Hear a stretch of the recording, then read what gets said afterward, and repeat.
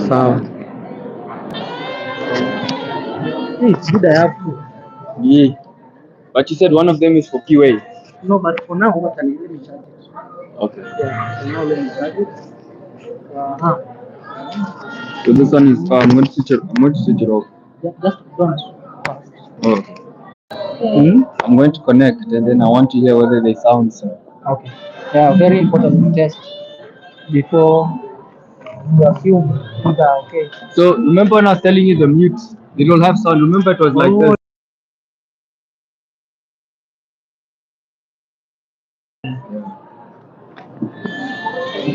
See?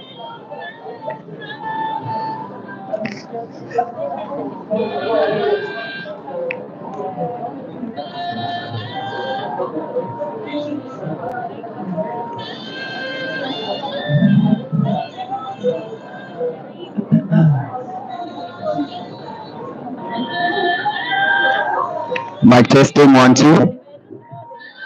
Mic testing 1 2 1 2. Mic testing. Mic testing 1 2. Yeah. Mic testing 1 2.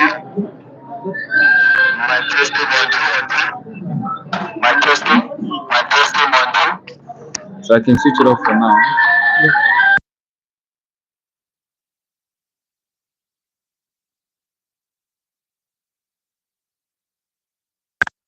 Okay. Okay. No, I don't have to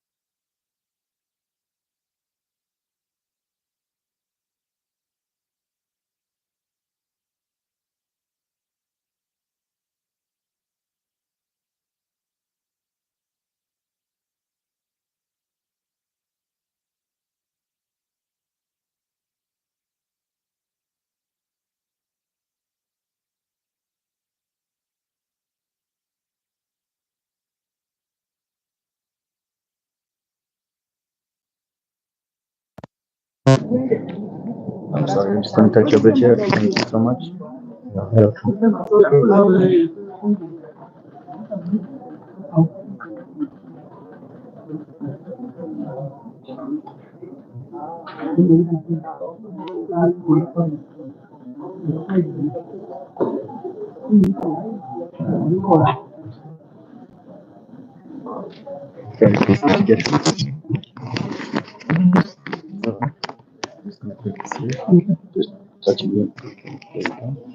Good afternoon, my dear colleagues, members from counties, regional parliaments, our resource persons.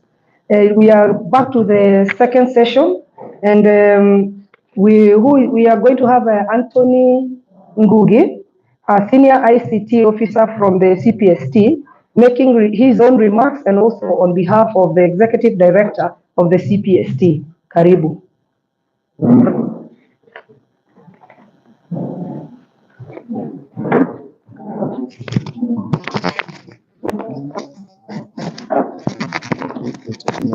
you.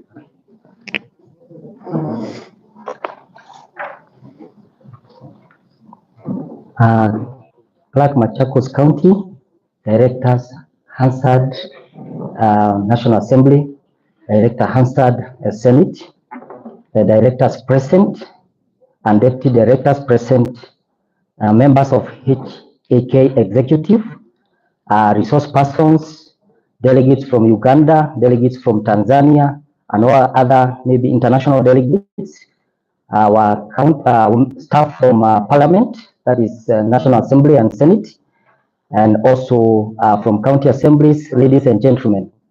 Good afternoon. Yes, my name is Anthony Ngugi. I'm a senior ICT officer based at CPST, and I'm studying in for our executive director, Professor Nyokabi Kamau, and handling the topic on the future of legislatures in the age of AI. I am excited to handle this particular topic. I'm excited to handle this particular topic because many years ago, when I was introduced to artificial intelligence, like 20 years ago when I was doing a diploma, it was an international diploma. We were learning things of AI and they looked like fiction to us. I remember we could be asked to design a robot that is able to serve in a restaurant. And that particular time, we never had the concept of robots. And right now, it has become a reality. And rightly saying, as our deputy clerk was saying, that the technologies that now, we cannot do away with them. These are realities right now. Many years ago, they were a dream, but right now they are realities. I remember one of Harvard University lecturer named by the name Professor Kevin. One particular time he said, they were talking about the social media. And he said that it has come a tipping time when the issue of whether or not to use social media is no longer a question, but the question is how are we going to use social media effectively? And right now, as we can speak, you know where the social media. Those who live in this country, some 2 weeks ago, there was a society of TikTokers. You remember? And we never realized that there were so many until an event happened, and we realized that there is a very big community called that has embraced TikTok, and this is the reality.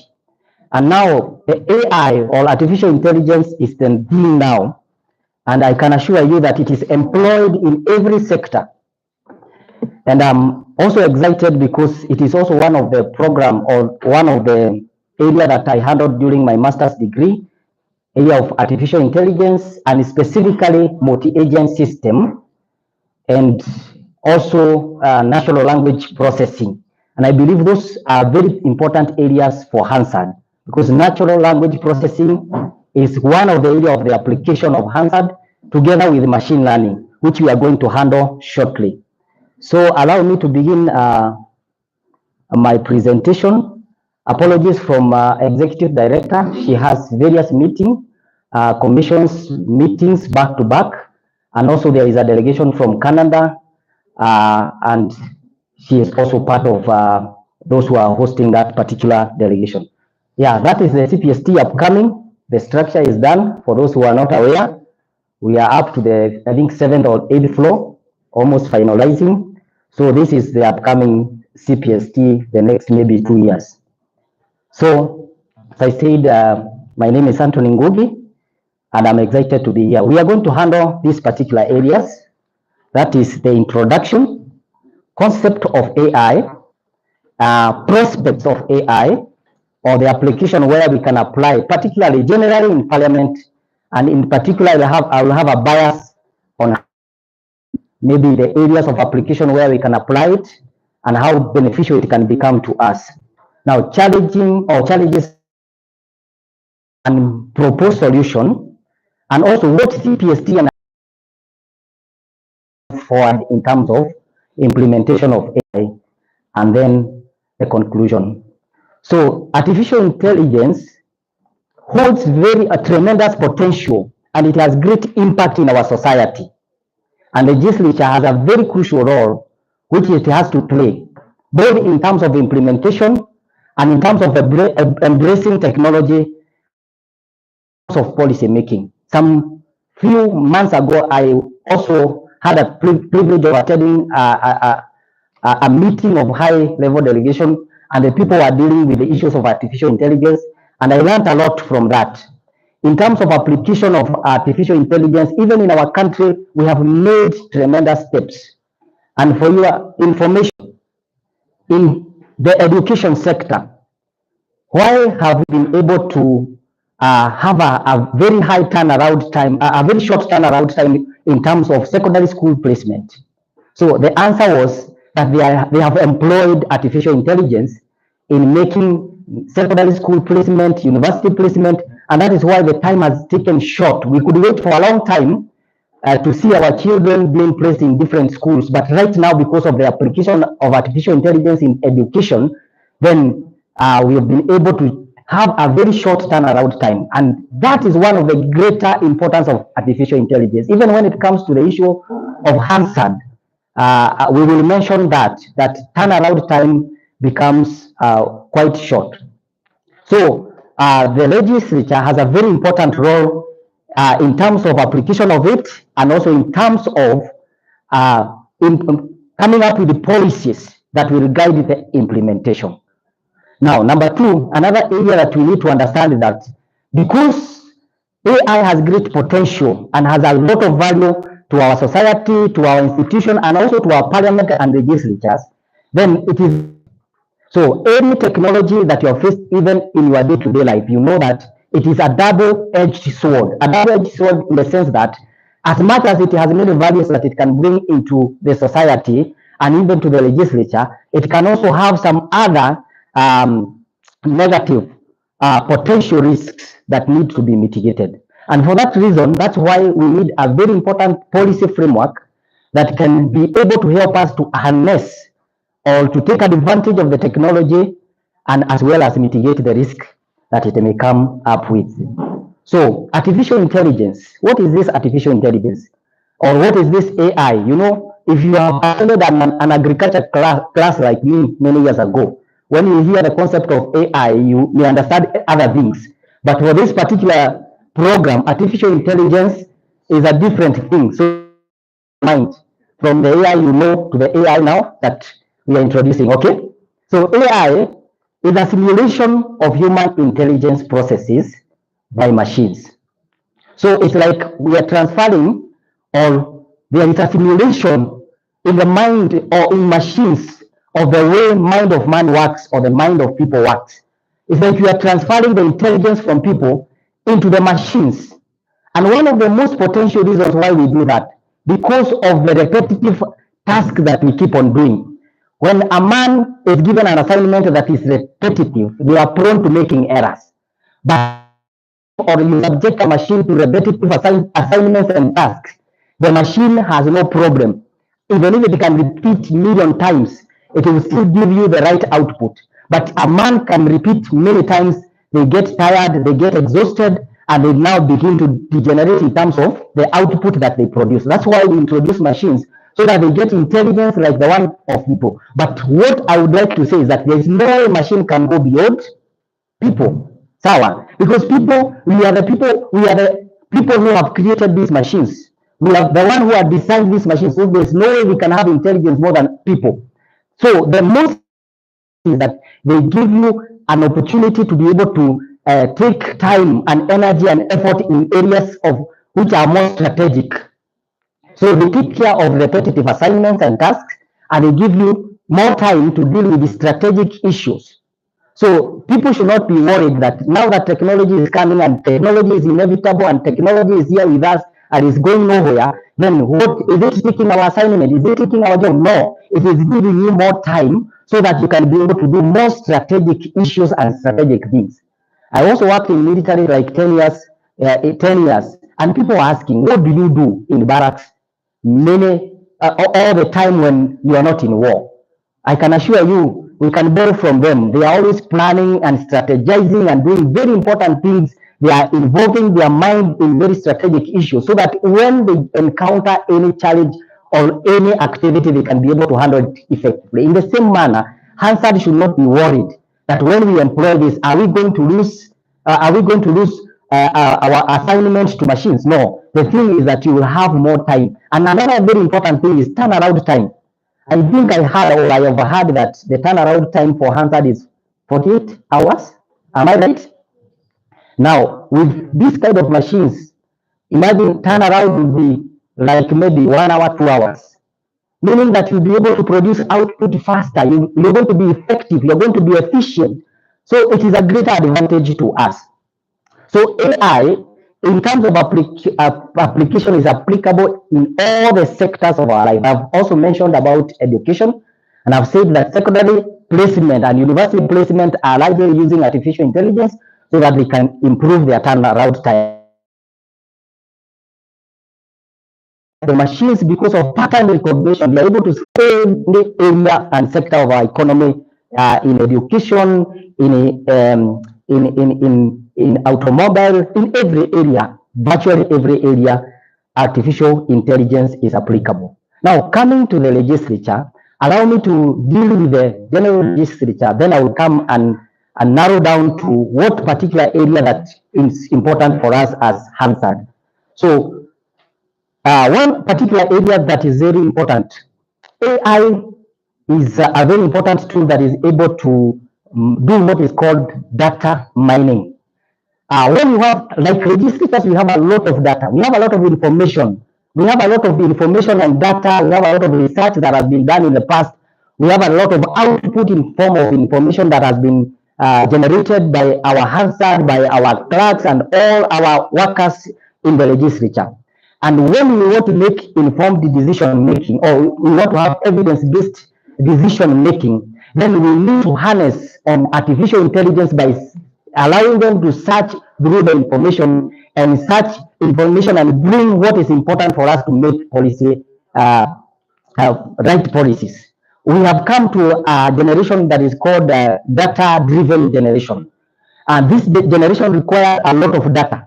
And we have a lot of data that is generated. And I would like to tell you the fact that Safaricom, one of our organization, a private organization in this country, holds a lot of information and data. And I can tell you there are so many organizations that really envy that particular data. And I'm grateful, even because of the Data Protection Act that came up about some few years ago, because data now has become very, very important.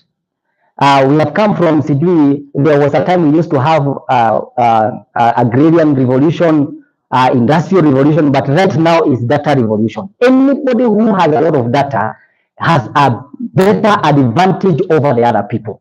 And therefore, we who work in legislatures, we need to harness the lot of data that we have in our computers, in our servers, in our offices, and we can use them to make better decisions. Because I have seen many times when you are told to come up with a report, and maybe somebody had attempted to do that report some times ago. Maybe they tried and they reached a particular point and they left it.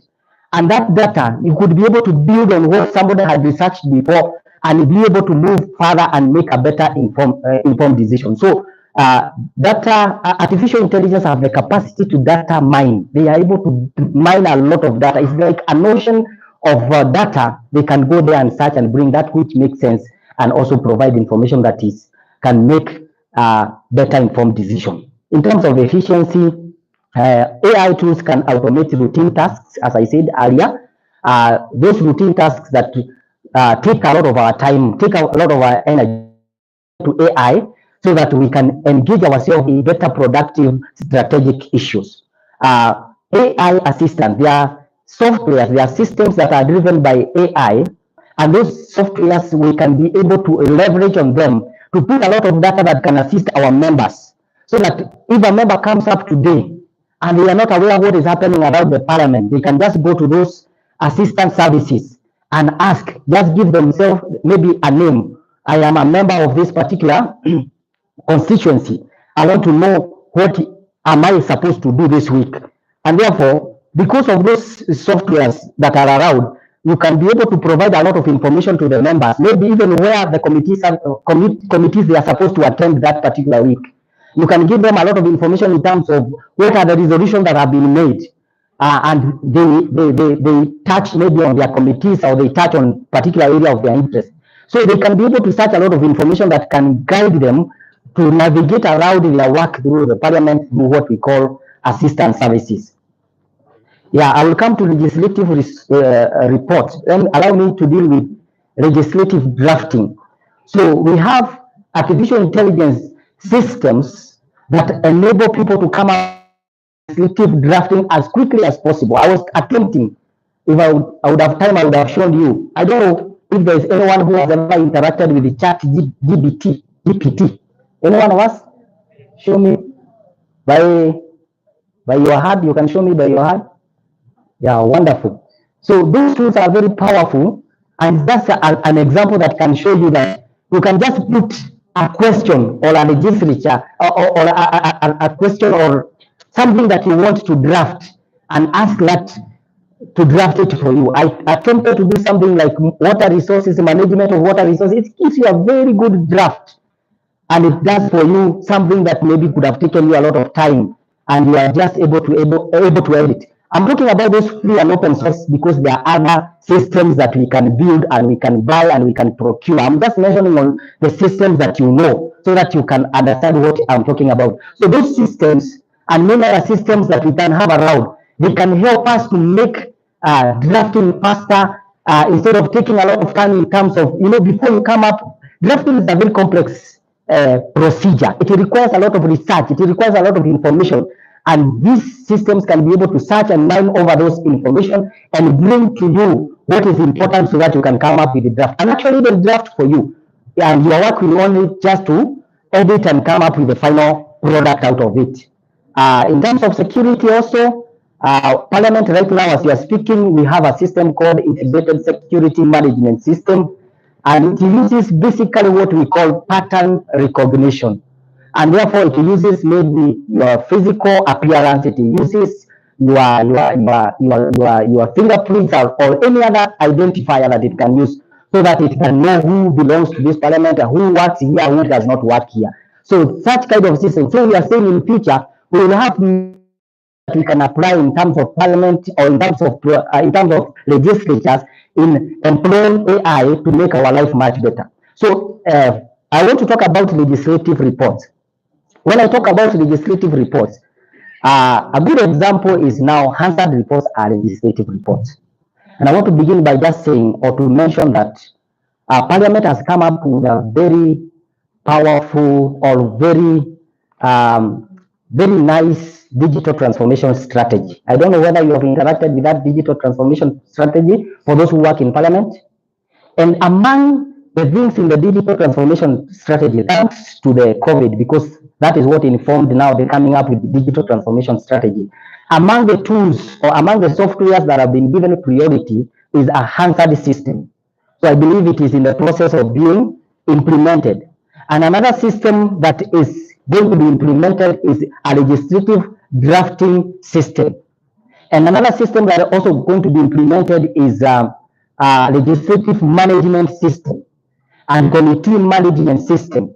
So most of these systems, I believe they are going to implement artificial intelligence so that, because this is now the new technology to improve on our work. So legislative reports, the AI has ability to convert a lot of voice data into text. And not only that, if you remember what the deputy clerk, our deputy clerk was talking about, AI has the ability not only to transcribe information from video or from voice into text, but we have the ability even to structure that report in a format that is acceptable in parliament, acceptable in the legislature.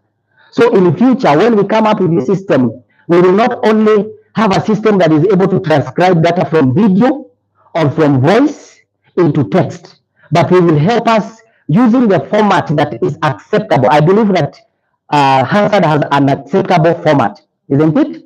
I believe you have a parliamentary acceptable format of Hansard. So AI will be able to transcribe directly from the voice into a report so that the output of it is not just a transcribed data, but a report that is ready to be consumed. So when we will come to that particular time when now we are working on the system, make sure that that system will have that capacity to bring a readable, a complete report. A complete report. Would you allow me just to show you an example of something I tried out? Okay. It was something I was trying out yesterday for the purpose of this demonstration. And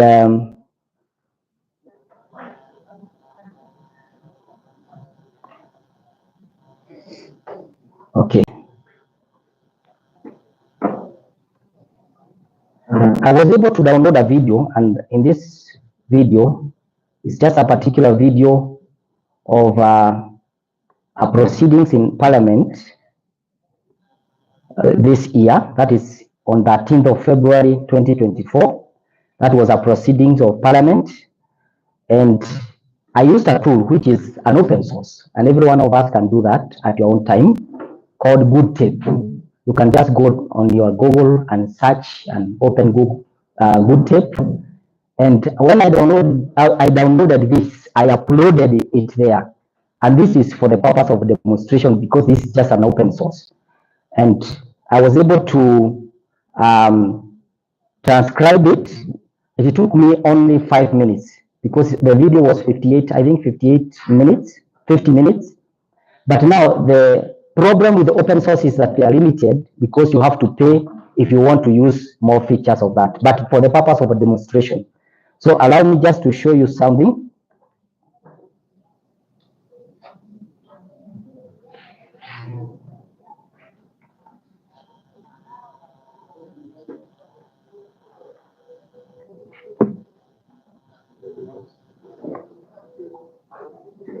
Somebody from audio can help me?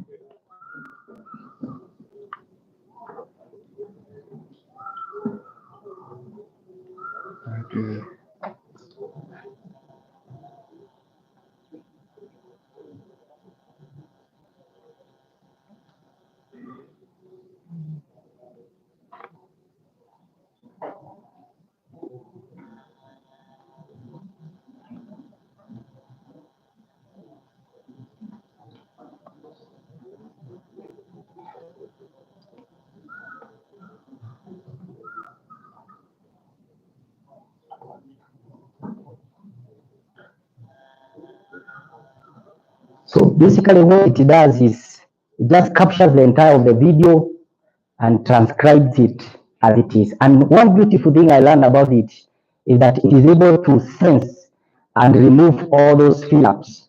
It's able to sense the fill-ups and remove them and just bring the text as it is. Was another thing that I learned about this is that it has also the capacity to understand because there were members of parliament who are using Kiswahili language. It was able to translate Kiswahili into English. But now the problem is that they are, of course, with many errors, which now somebody who can edit and come up and now change around. But it was able to transcribe and change and also convert from English to Swahili. That was the particular area that was very interesting for me. And word by word, and for those who are using English language, the interesting part is that it was on almost 99% successful. 99% successful. Of course, there are issues or areas where people are not able to pronounce well. Like me, I come from a place where R and L, they just look alike. I don't know, you understand such kind of people, where R and L are just the same. Now, in the concept of AI, there's something we call machine learning. So in future, and I believe when we are going to implement our system in the AI system for Hansard, we will be able to come up with a machine learning software where you can train the software using individuals. For instance, each member should go through, or each member data should go through the system and train it so that anytime a certain member of parliament is speaking or a member of county assembly is speaking, it's able to sense that this is Honorable so and so, and this is how he or she speaks, this is how he pronounces, and he's able to make a correct conversion depending on that particular individuals. And how do you train machines? We train machines this way. You give it an input in terms of a video. Somebody has made a speech, and you also give it an output which is expected. For instance, if I've made a speech, that speech which is expected, this is what is expected. Okay? So unfortunate, I think our audios are not working, but allow me just to show you the transcribed version. Are you able to see that?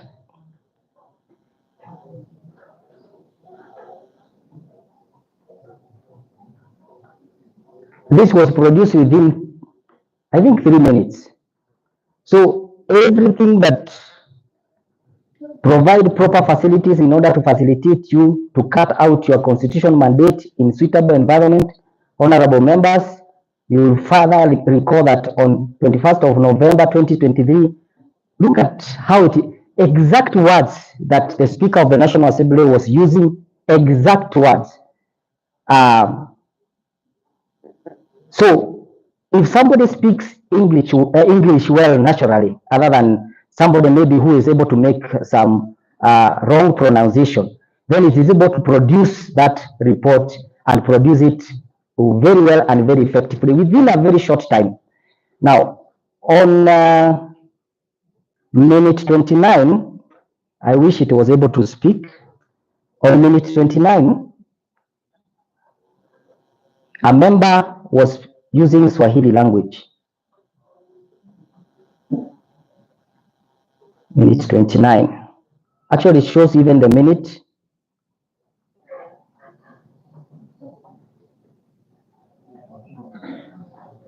So the member was speaking using Swahili language, and it was amazing how it was able to convert English into Swahili and bring it out, though with a lot of errors because of maybe pronunciation and maybe the data that it has been fed, because it is also machine learning. A lot of information need to be taught on that particular one to refine it.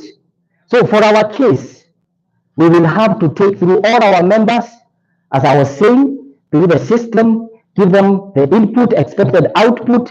Whenever they give an output, and you can be able to relate now what the output, the actual output from the member, and also the expected output. And the system is able to use intelligence to marry and to understand this is how I pronounce. For instance, if I mean a river, and when I'm talking about river, I mean that organ, that particular organ in my body. You understand what I'm talking about? So the system will look the context.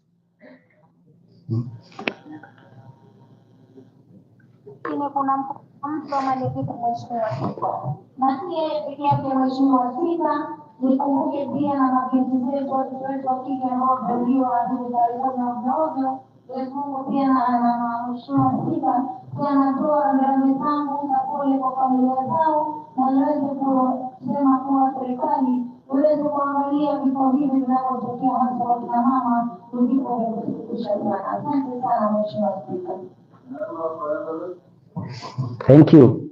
So if you go and check that minute 29 when she was talking, I think he has put 20, 30. Just a minute, please. Bear with me, just a minute.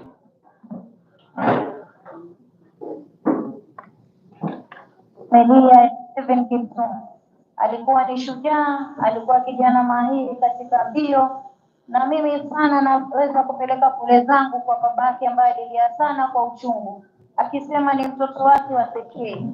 Okay, I want to go to that particular one so that you can see. 29, he was a brave man, alikuwa shujaa, alikuwa mahiri. He was a brave man, a talented man, alikuwa mahiri. And I can take my money to his father. That meant pole. So pole can be money. So that is what machine understood. That pole ni alikuwa na uchungu mwingi. Father was in great pain. He said he was his son. Alikuwa mwana wake wa pekee. So that kind of translation, and I mean, it was, for me, it was quite amazing. It was quite amazing. And I believe this is where we are supposed to go. So, friends, let us not fear this technology. Let us approach it with a lot of faith that is going to produce better results for us, and it's going to be useful for us. So now, I was talking about Hansard reports, and I said that it has a lot of ability not only to transcribe, but also to bring to you. This one is not this is just an open source. Meaning that if we can procure our own, with our own specification, and our requests, and our own format, we can have a better one, okay? Yeah, so allow me quickly to handle the issues of challenges facing AI implementation. And the level of literacy level in this domain is very low in the legislature. And not only in the legislature, but even in the public sector and the private sector, we can be sure that the level of knowledge and literacy in this area is an area that we need to build. And that's why CPST and Hansard and other partners, we can work together this journey of training, because CPST we are in that field, in that space of training. We can work together because we know partners, or we know people who are experts in that particular area, and we can work together with you so that we can bring that level of literacy to the level of expectation. High fluidity of the space due to rapidly changing technology. This technology is changing very fast. Today you have this technology, many people who are coming in terms of competition, coming up with new technologies every day, every time. So for that reason, that is a big challenge, because you may now decide to take this technology, and 5 years or 3 years or 2 years later, you find that it is obsolete because the other technologies that come. There are enormous players who enjoy deregulations in this space. If you remember some year or some few months ago, there at KSCC, you remember where people flocked selling their biometric data. You remember?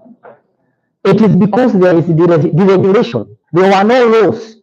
There were no policies. There were no laws that were safeguarding our people from that. And there are people who are in that space who are taking advantage of that because of the regulation. So we need to come up quickly and ensure that regulations and laws and all those that are put in place, and policies, so that people cannot take advantage of other people in this space. Trust in AI products by the public institution is lacking. People still don't trust technology. It takes a lot of time for people to believe in them. And therefore, that is an area that we need to encourage people so that they can build trust and believe in the technology. And sometimes I ask people, some people may not believe it. I'm not that young. There's a time when I opened my first bank account, I used to have that booklet. You remember that booklet, yeah, poster? And That was the time they could give you a balance there. And right now, your money, you can even access it to your phone. And you don't fear that your million or your 500 or whichever amount of money is in your account, because it is digital, you don't fear about it. But when it comes to systems that in workplace you fear, I really don't understand. I've never come to understand why would people not fear the money that they have in their bank account, but when it comes to a system that helps you to work, you fear it. So those areas, fear of unknown and resistance to change, those things we need to work on them. So what are the proposed solutions? Number one, legislature should invest in training and building AI skills for members and staff. For members particularly, we should train them particularly on the policy making part so that they can make policies. And when these systems comes also, we can train them using this system so that we can work with them harmoniously. Invest in building a culture of innovation and legislature. That was well spoken, I think, by the clerk that by the deputy clerk, that we need to ensure that innovation in parliament. I believe we can build a research and development department or whatever we can call it in parliament, where we can be coming up with new things that can help us improve our processes and procedures in parliament. Establishment of ethics committee in organization to regulate this space. This space needs to be regulated properly so that people cannot take advantage of this space. Partnership and collaboration to be developed for technical assistance, training and upskilling for members and staff of legislatures. I was saying some times ago that there are people out there who have very good skills and they are very much willing to interact with Parliament. I had that particular meeting and I met many stakeholders from government, from private sector, from even U.S. Embassy. I remember particularly the U.S. Embassy, they were saying, just bring us the ideas that you have. Bring us the proposals that you have. We are going to fund you. So there are many people who are willing, and I'm talking about the proposals on AI. And they were saying, bring those proposals that you have. We are willing to fund you so long as those proposals are going to make change in the society. So what we are saying is that there are so many players outside there who are willing to work together with us. It's only that when we come up with a desire and we come up with a resolution maybe from this that we want to go this way, then we can take advantage of that and move now to the next level and find these partners and collaborators so that we can work together. Now, the big question is, what can CPST do to engage Hansard on AI? Number one, CPST in collaboration with the development partners and directorate of Hansard will develop curriculum for training on application areas of AI for Hansard officers. When we are coming up with this, I didn't know even during this particular workshop, there is a session on curriculum. I do know, but that is what CPST can do. We can work together with you. We have many experts in curriculum, people who can help us come up with the curriculum, and you are the users of the systems, you are the users of the new technology. We can work together and come up with the curriculum so that we can train our staff and bring them to the level of knowledge so that they can apply these systems. CPST and Directorate of Hansard to seek for partnership and collaboration for technical assistance, training and upskilling of Hansard officers on AI. And I am saying this, they are proposed partners, but this is not exhaustive. These are the partners that during that meeting I met, and they were saying these are experts in this particular area. They are doing great things in this country. So we can work together and move and work together in terms of seeking partners. Not only this, they are not exhaustive. We can find others whom are interested in this particular area so that it can help us to build technical skills, assistance, and upskill our people, upskill our staff and our members so that we can now be able to move to that level. Now, in conclusion, we are saying that the AI has become very, very important and integrated in our society, and legislatures should not be left behind. But one thing that we need to know, which is very, very important, is the ability to balance between the potential value and benefits that we can get from this system, and also for those who can also take potential risks, the ability now to balance between the two. That is the most important thing that we need to take care as we move forward, so that we can leverage and take advantage of the technology as well as mitigate ourselves from the risk that may come out of that technology. I thank you.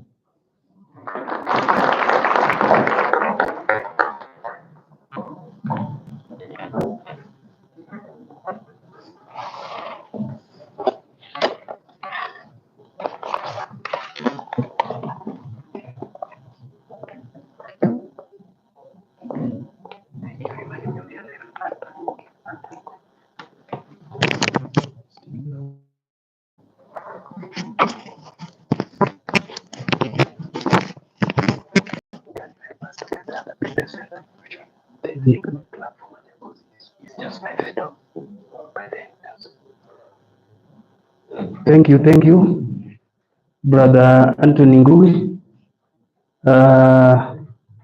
Is loaded with content, and I think we are all now abreast to matters AI. Let us give him a rousing applause by clap. Thank you.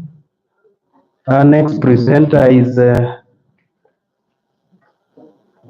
clerk of Machakos County Assembly.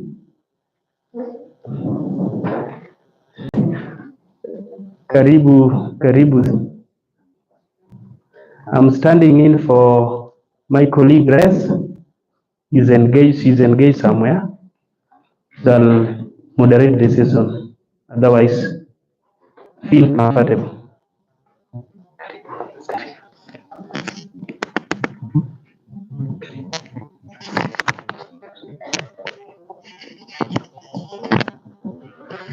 Thank you very much. I'm sorry, Bwana President, I had to walk out a bit and get some few things done.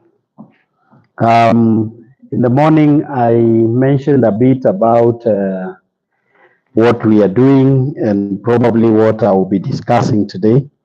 But I forgot to really, though I did it later, to really appreciate the National Assembly.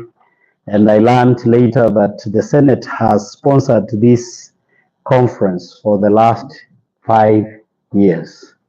And I think they deserve a clap. When we engaged with Clerk Jeremiah then to help us put up together the Hansard team, we never thought that the commitment would be this serious. And on the same, allow me to appreciate the National Assembly for doing it for us this 6th time. And we were pushing the deputy clerk before she left, together with directors here, that now we should push it to the 10th conference. Because we know their budget is slightly bigger than the one for the Senate. And we hope they will do that, but we are so grateful to the National Assembly. I think that's very kind of you. And even as you do the registration, we hope that you'll be able to also get other like-minded NGOs and institutions to support you, so that ultimately we are able to achieve our objective. I have missed the presentation that was going on, but mine is brief and probably just share the experiences in the County Assembly of Machakos. And maybe before that, I want to proudly introduce my team. I think they should be somewhere. Harmon Onyeke is the answered editor. When I came to Machakos, I thought he was a Mukorino. Then I realized later he's a Rastafarian, you know. So make sure in your meal for lunch you don't have beef only, because he doesn't eat meat. He eats white meat, so he doesn't eat red meat. And we have Louisa Kamau. I'm not sure whether she's around. Yeah, she's there. Louisa Kamau is heading our audio. So, Bwana President, we are doing well. We have an assembly broadcasting unit that is currently, because we are reviewing our strategic plan, you can have your seat, thank you, that is currently now getting anchored into our organogram, and we are also reviewing our career progression scheme, and we've put them there so that they can grow. We're also establishing a directorate, and so we are moving towards some of the resolutions that you keep on making in this conference. So I'm supposed to just share the comparisons and the variances between the Hansard and the live broadcasting, notable perspectives and the way forward. Basically, as the County Assembly of Machakos, we have put in place a few things that have helped us to establish the ABU. Maybe I will mention them as we continue. So for the sake of introduction, we realized with time, and when we began in 2013, our really emphasis was on the Hansard, because by then that was what was very new. I remember when I joined the parliament, at that time, the county assembly, I was wondering what is this thing called Hansard? I took time to study, and the president, you will confirm that I was in the forefront of bringing everyone together. And I believe that the sharing of experiences have made us better. So Hansard and live broadcasting are crucial mediums in parliamentary reporting. I think we all appreciate that the Constitution in Article 35 has made it compulsory for government to make sure that the members of public and the citizens of the world are able to access information. And I think in so many county assemblies, we've established and even adopted the Information Act that had been passed by the Senate. And I think the two, we passed them majorly in most of the county assemblies during the first parliament, where we did the access to information and the public participation bill. So basically, the Constitution requires that we are able to communicate to the people that we lead. We need to give them that information, and purely it becomes easier when that is done within the Hansard and the broadcasting component of the assembly. So the perspectives on the comparison and the potential implication will be that for, just give me a minute. We learned today that I don't need a laptop. I have my office here. So I'm trying to access those. Probably as you discuss the implications of artificial intelligence, you need to also contribute on the challenges. Yeah, that is, sometimes your document may just get lost somewhere, which is what I'm trying to get.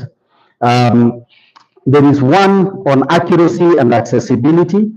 That means that for Hansard, Hansard aims to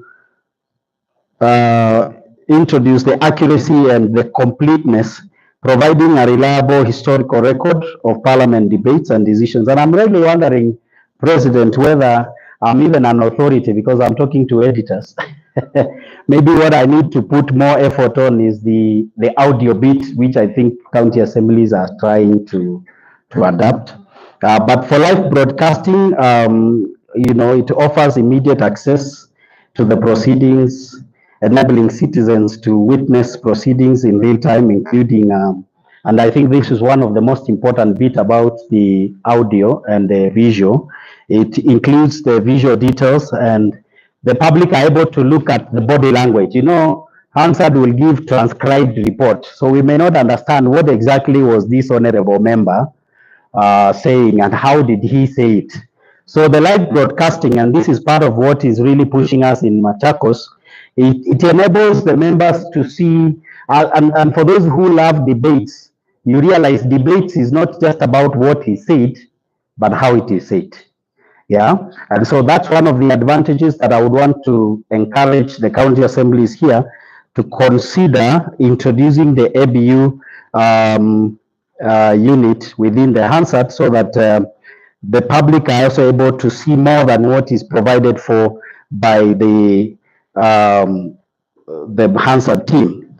And then number two, we have the filtering and the interpretation, where the Hansard, as we know, we have an opportunity in the official record keeping to edit and make some clarification. We had some of the languages here, and Bwana President, I will give you a story about County Assembly of Machakos that one time I was laughing at Haman, because we used to do this thing called Bunge Mashinani, and Senate is the one who put us into problem, because they started going to Turukana and going to all those places. So we were also told in the last parliament we must go to the Mashinani, and so we were doing Bunge there. And our members decided to introduce the standing order number 1, where they told the speaker, now we are in the village, can you please allow us? and I like the fact that you'll be discussing languages here, to now transact business in Kikamba. And so at some point I was wondering, I was still new then, I was wondering how is Kamau, Louisa, and Herman transcribing that business. And it was a very interesting scenario. Probably these are some of the challenges the officers go through. But luckily this time around we've managed to convince the members that even when we go to the public, we must use the official language. And maybe as you discuss the languages, I want to come and hear what you want to do about it.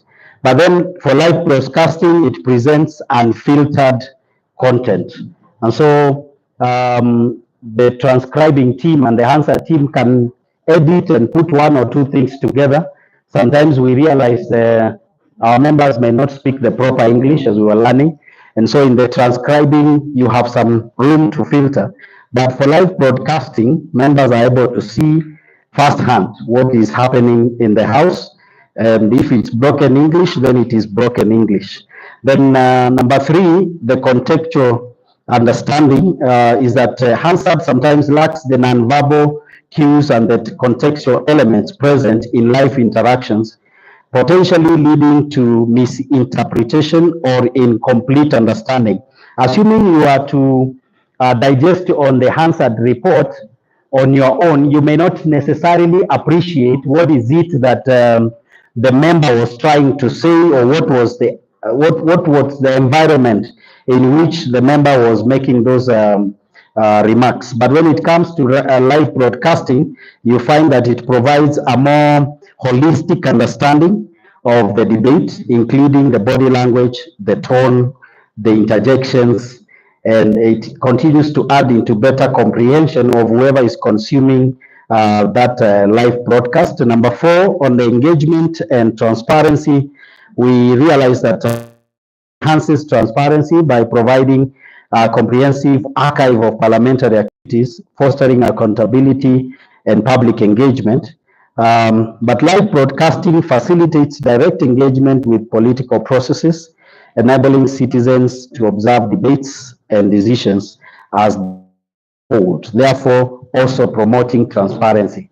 Then number five, accessibility and inclusivity. For Hansard, it also provides the textual record accessible to those who with reading abilities, and sometimes it's not limited to internet because people can also be able to access it physically, but we have improved, and probably this is one of the challenges that we want to challenge our colleagues. Bwana President, we are now ensuring that after we have transcribed in our website, we are attaching all these transcribed records and reports. I know that when we began, there was a bit of fear by the honorable members in the county assemblies. You know, we are still growing. They wanted to say things in the assembly, but they didn't want the public to know. So the websites used to be very controlled in terms of what gets to the website, but at least with time, we are able to have that running. And I think in the website of the County Assembly of Machakos, you will also be able to access that. Live broadcasting also offers visual and auditory content that is accessible to wider audience, including those who prefer multimedia formats. And you appreciate, and I want to believe that that will be one of the things you'll be discussing here, the element of social media. Of late, there is Snapchat and TikTok, and probably maybe you need to see how you can help our members to also get into those spaces. Then on historical perspective versus real-time engagement, Hansard offers that historical perspective, documenting the evolution of parliamentary debates and the legislative processes over time. Live broadcasting provides immediate access to the current development. Now, on the way forward, which is something that I want to submit to us, we can consider integrating and bringing in complementarity of both the Hansard and the audio.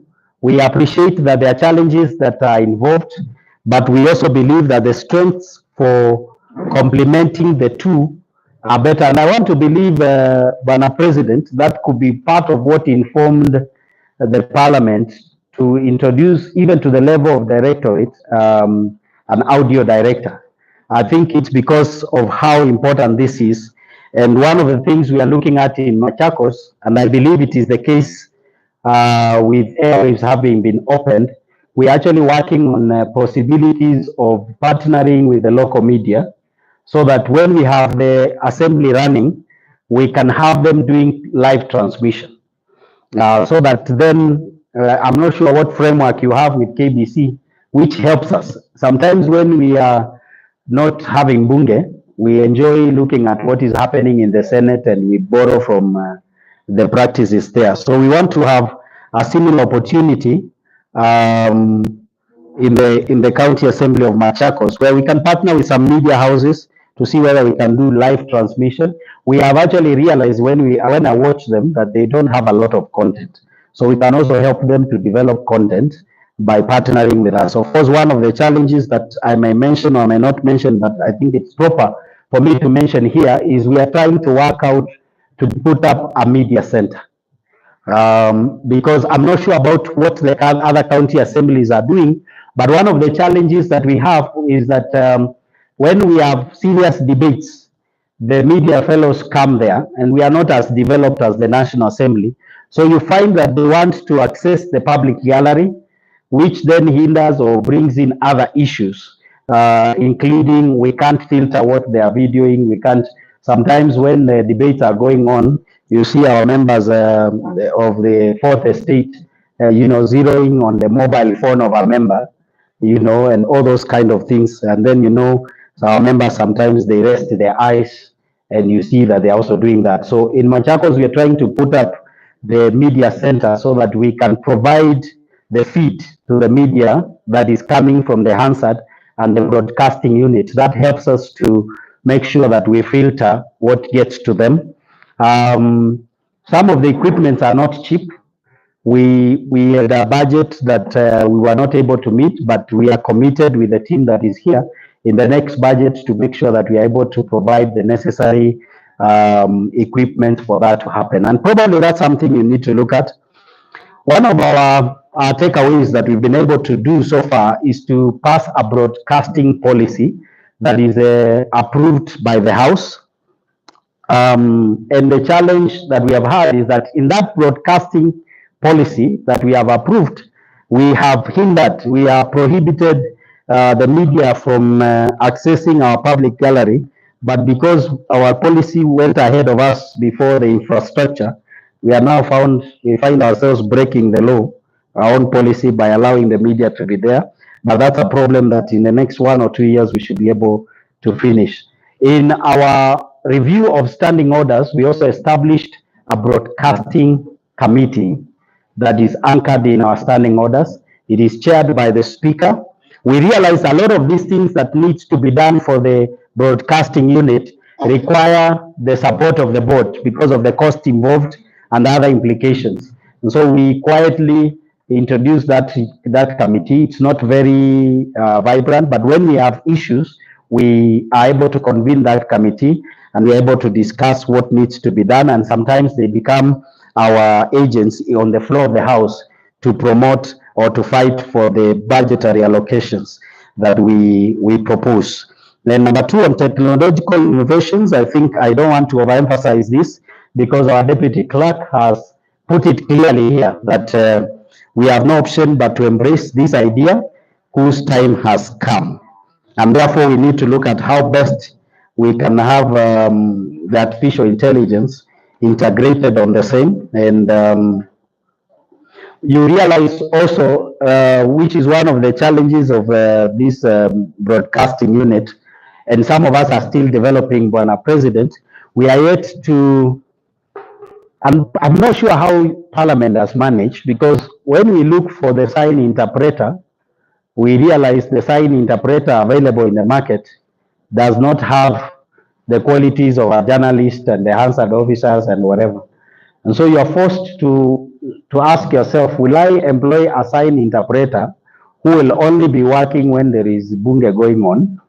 And so what we have tried to do together with my team here is we have identified 3 officers who are very interested from the Department of Answered and Audio, who are interested in sign language. And the board is actually investing in them. We have invested in a few of, 2 of them. One of them completed, the other one is doing the training now at Kenya Institute of is it special education in Kasarani, Kise. And Kise was gracious enough, maybe you can borrow a leaf to fund for their tuition. So we just look for ways of getting them to be slightly facilitated as they go through the training. For us, we thought that will help us to manage the need for an interpreter, for those who have visual impairments and other challenges. We also, I also propose that we need to do educational initiatives, which is part of what we are proposing, both within ourselves and external, in the sense that we need to make our members aware that there is a department called Hansard and be able to access that information. It's not enough to have that information on the website and have it stored in our records. We need to make members of the public aware that they can access that document, and that report can help them to make better informed decisions. In so doing, also we consider engaging with different media so that we can encourage our members of the public. And by the way, one of the proposals that the board has, and I am supporting, and we have proposed that and we are supporting, we hope to do it in the next 2 or 3 years, is to have, we have built, you may not be aware, we have constructed most of the county assemblies, and the others are in the process of constructing the ward offices. We have decided that in our ward, for Machakos, for example, we have 40 wards. In ward offices, we are going to ensure we have Wi-Fi or internet connection, and a part of the furniture that we are going to put in those ward offices will be smart TVs, so that the members of that ward can actually come to the offices and watch the live broadcasting from the assembly. And probably we feel that will also help members to know what is happening. It also gives us a platform for public consultation and feedback. As we engage with the members on the social media and on the live broadcast in the YouTube, and they are also able to give us feedback on the things that we can do to make it much better. So in conclusion, Bwana President, I want to say that while both Hansard and live broadcasting play essential roles in promoting transparency, accountability in parliamentary democracies, integrating their strengths can offer a more comprehensive and accessible platform for engaging with the legislative processes. While the Hansard prioritizes accuracy and archival value, the live broadcasting emphasizes immediacy and accessibility. By recognizing their variances and the leveraging on their complementary aspects, policymakers, technologists, and citizens can collectively contribute to a more transparent and accountable, inclusive, democratic ecosystem. I want to submit to you, editors, that I think with the experience in Machakos, we can make our, one of the issues when I was chair SOCAT, one of the issues I had with my colleagues, clerks, was appreciating the role of answered officers in committees and in parliamentary business. If you remember, for a long time we have been fighting to have Hansard officers embedded in committees. At some point, people imagined that Hansard should just be involved during parliamentary debate, plenary, they transcribe, and that is where their business ends.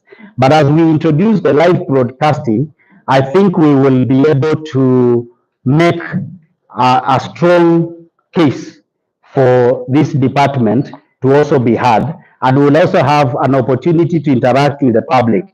You realize that by nature, the work of the Hansard officers is majorly back office, and therefore, majority of people have not been able to appreciate what is it that you do. And so we want an opportunity where the public can appreciate that there is a department called Broadcasting Hansard, and we have a department that is broadcasting the plenary and stuff like that, so that ultimately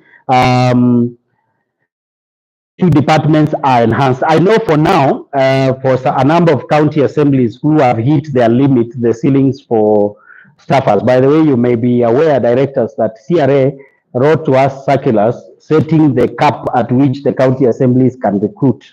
And so I know some of us may not be able to recruit more officers, but what we did is we looked at the officers within the Hansard department and began to identify different giftings and talents within them. And so we created ABU, not from recruiting new officers, but reallocating jobs for the officers that are present.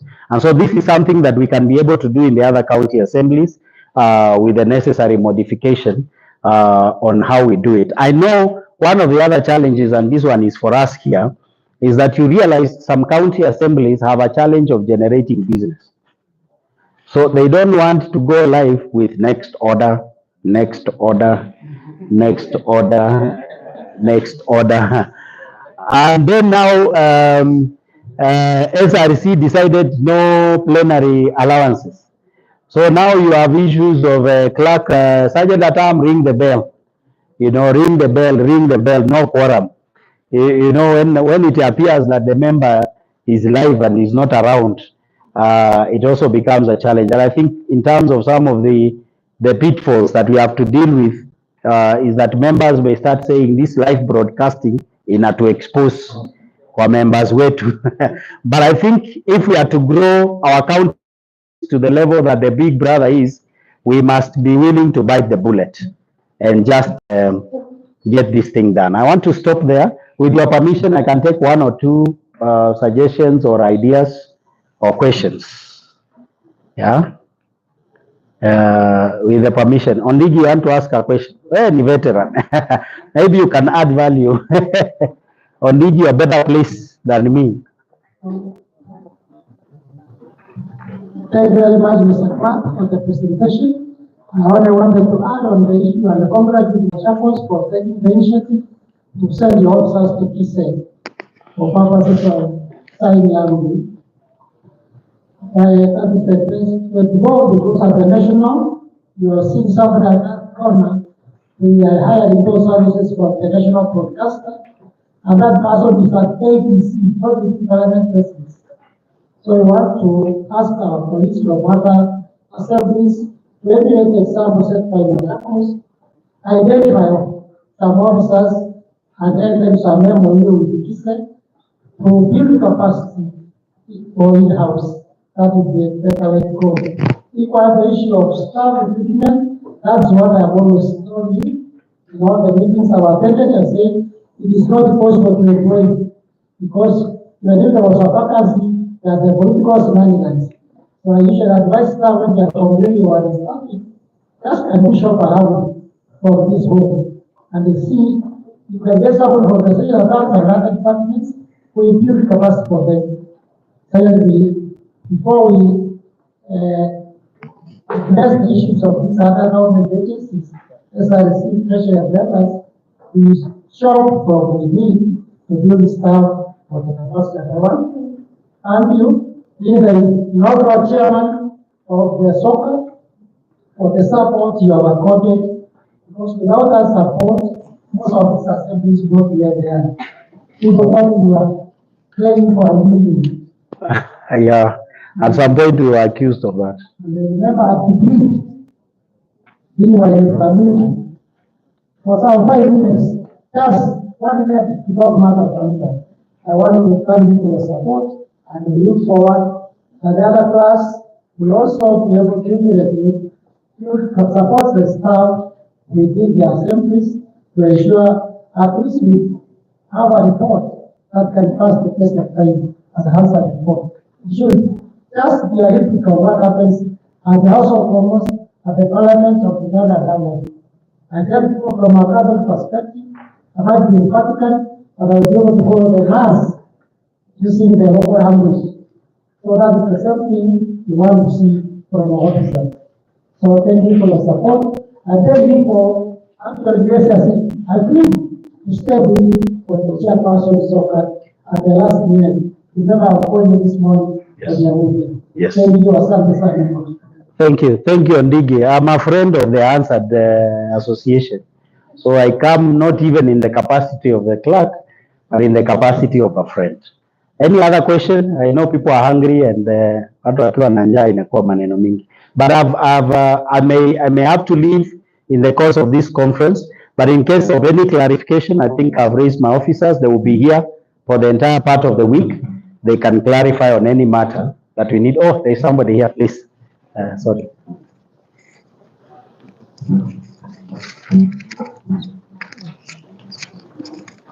Do you call that thing a lapel or what do you call it? Thank you, Sam, for a wonderful presentation. I'd like to first seek clarification, then I'll ask my question. Did I hear in the morning that the National Assembly came to the county to benchmark? No, it was Makueni. It was Makueni. You know, Makueni Assembly burnt some time back. So when they procured their equipment, I think it was serious until the National Assembly is now visiting. Maybe Machakos should also visit. Yeah, but that was Makueni. I'm from Machakos. Okay, because yes. I wanted to ask for someone from that very county yes. to enlighten us on what are they using. Okay. Maybe somebody from Makueni can help us. How did you procure the very good system that the National Assembly, a big brother, is coming to check? Anybody from Makueni? Makueni? Those guys are doing so well, they are not around. Oh, there is one there. Maybe you can answer. Thank you. Sorry, but they need that lapel so that they can also record their own. Okay. Okay. Thank you. Thank you. Great. But nothing stops you from which? Oh, you're from Yala. Wow. Okay, that's great. Now we can Yala can be invited also. Great. Anyone else? I want to stop. And I don't want to pause. Yes, yes. You can give the mic and the other thing to the president.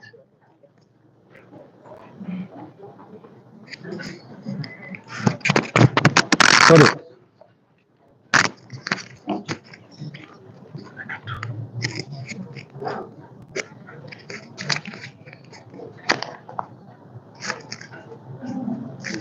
The thing has refused. Oh, so it's challenges of technology. The cow has refused. Thank you, Dennis, for that presentation. Yes. It is very good. I want only to comment on the last bit of it. Yes.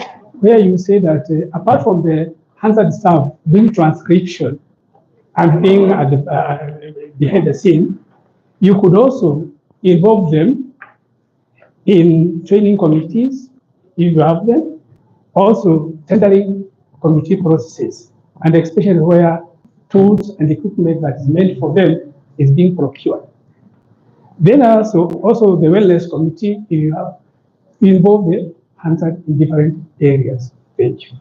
Thank you very much. I know that has always been a challenge with majority of the clerks. They have issues with Hansard. Saa ingine hata wanachukua hiyo kakitu, so tunaitanga kakitu, leta hiyo kakitu, we clerk nenda weka hiyo, and urudi. But we are making baby steps. We are convincing them to do that, and I think we'll get there. I'm not sure about the wellness committee, but the other committees, I think, are critical. And even as cases come by, we are now getting to appreciate the importance of attaching the answered officers in the committees. And especially because the other issue that I know they may tell you or they may not tell you is that you find that majority of us clerks are okay with answered officers being attached to committees when the committees are sitting in the precincts of the assembly. But when there is some something happening, no, I've been there since 2013, so I know when there is some money happening, somehow answered officers' names are struck off. But I think there is improvement. We are not where we used to be, and we are engaging at the level of clerks to make sure that this money is for all of us, including the Hansard officers. So that's a work in progress, and I know we'll make better county assemblies. Thank you so much. Thank you for the opportunity. God bless. Thank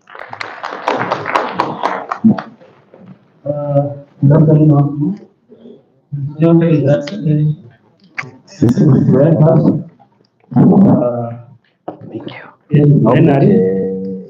And we still have about 10 minutes to lunch. And if there could be any pressing matter that one wish to ask, you can get the opportunity to do so. Yes, we have put it You're supposed for to now. No, the PR had dish for lunch at 1:40. We are about ideally. we are at 1:27 minutes. About 10 minutes. So when I go there, there is nowhere to be helpful.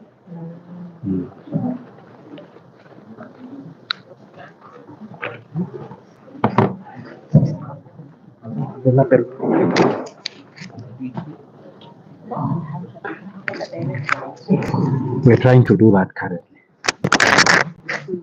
Ideally. Thank you so much. My name is Ngugi, and like I already said, I am observing from Iyala. My questions are two, and they are going to Mr. Anthony Ngugi. I hope I am correct in pronouncing his name. Thank you so much for your presentation. It was very eye-opening, and I had a few questions. I would have had many, but those I will put in an email. But the quick ones that come to mind are these. One, what would it take for us to pilot AI use in Hansard processes? In terms of training, in terms of legislation, in terms of archiving, what would the first steps look like for us to pilot it, so that we are not at a wonderful conference and then next year we are not moving in any direction? That's one. The second one is arises out of the nature of technology, AI inclusive. It is so fast. Before you master this, there's a new one, and it is considered to be better and promises more wonderful things than the previous one. So how would we ensure stability with this fast-paced rate of development and changes in AI, so that we are not just chasing technology, but we reach a level of stability and growth as we employ AI in Hansard production? I thank you.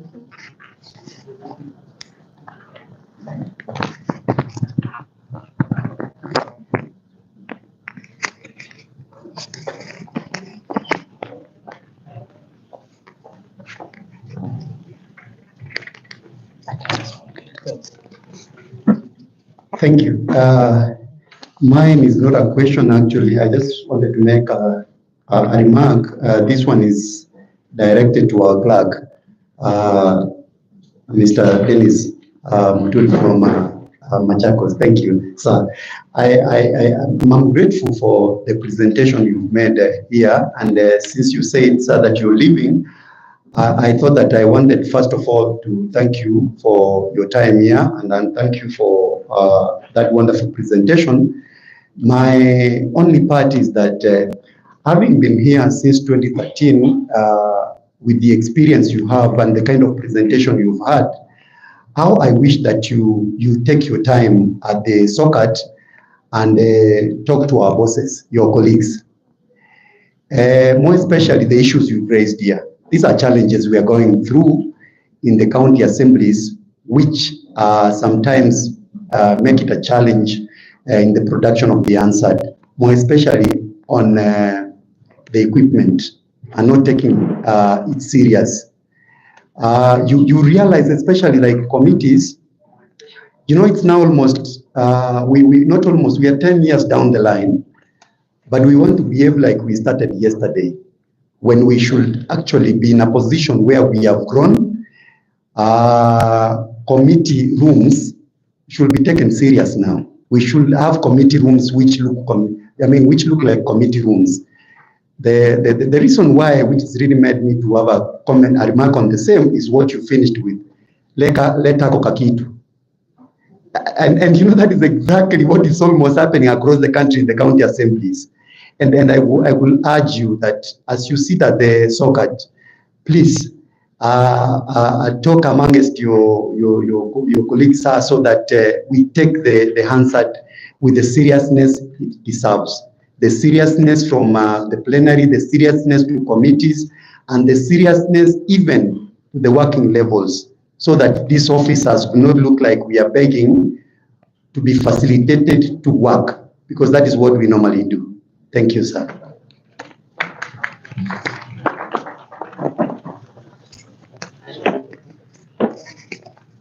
My name is, and my question goes to our brother Anthony, not Andrew. Yeah, when I listened to the keynote address by the Deputy Clerk of the National Assembly concerning AI, I read apprehension. And I think this is what each one of us may be having. This fear of competition, AI may come to replace some of us, work and that kind of thing. When I listened to Andrew, I read confidence. He was asking us to make AI part of our business in the assemblies and not fear it. I don't know whether you have found the discrepancy between that fear and the confidence that you're trying to inspire in us to be a case that you need to handle. And if it is true, how are you going about it so that you can market AI to be accepted by the assemblies and remove all these apprehensions that we read all about? Thank you.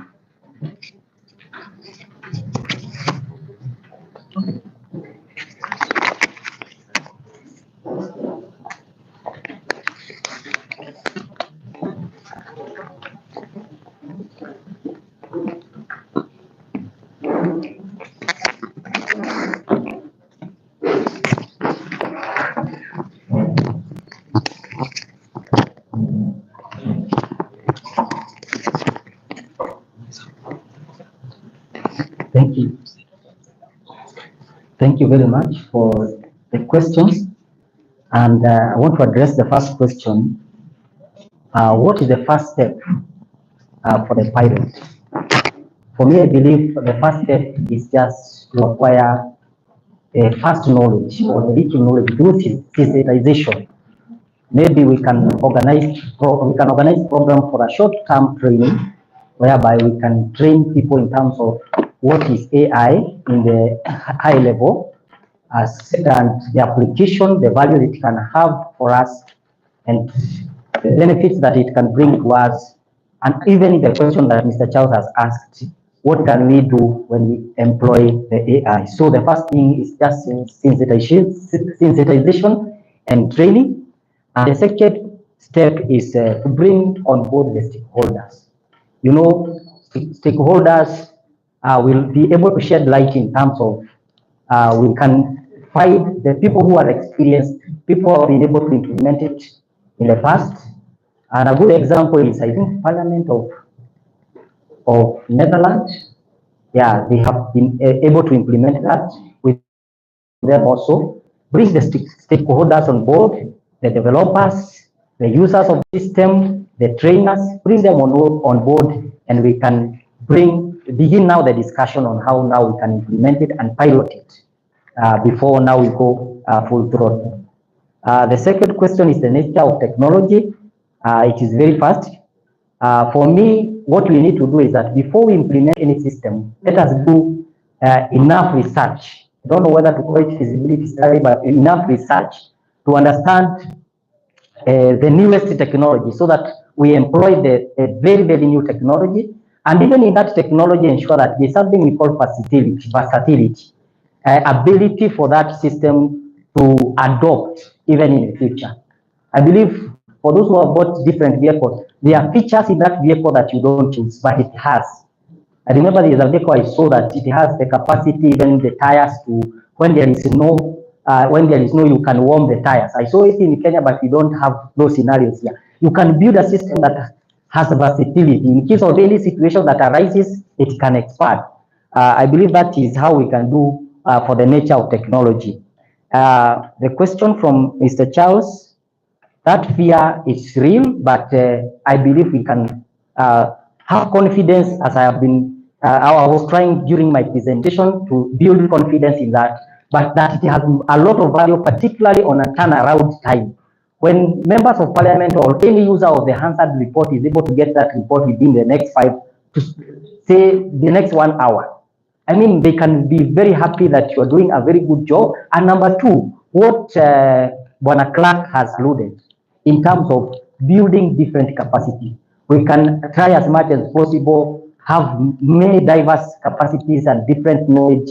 But for me, the most important thing is be able to have a lot of time in terms of strategy, in terms of coming up with new ideas, or there's a lot of innovation that we can have out about so that we can. I was talking to a department that deals with the printing, and they were saying because of the technology they are being replaced. And I was telling them, why don't you try even become designers, so that when now the document that you produce, that you can produce it in a better design. I mean, let us be creative. There are things that you can learn that can add value even to our department.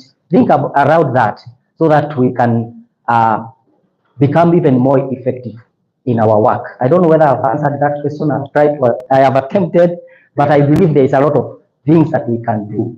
And that can happen only when we have moved to the next level. We will find a lot of things that we can do that can add value to our institution and organization. Even in the technologies in the past, they never replaced people. People got something else, a better thing to do. Thank you.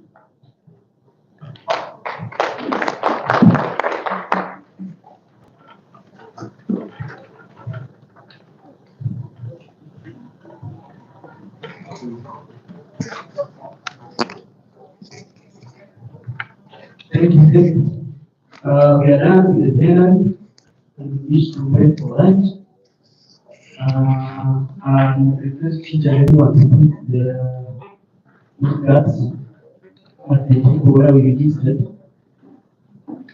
outside the tent as we move for lunch. Can you volunteer to pray for our lunch? A volunteer with no fasting.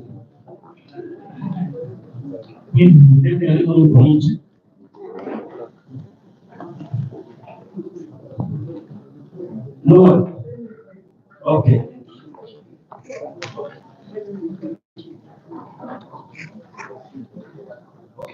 We are breaking for 1 hour. We are coming back at 2:40 to start off.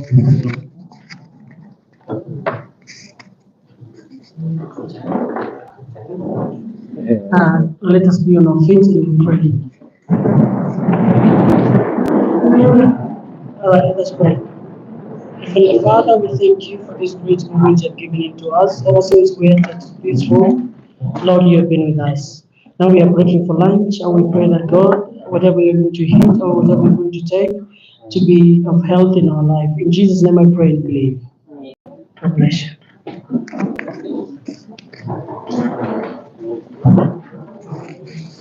Sorry,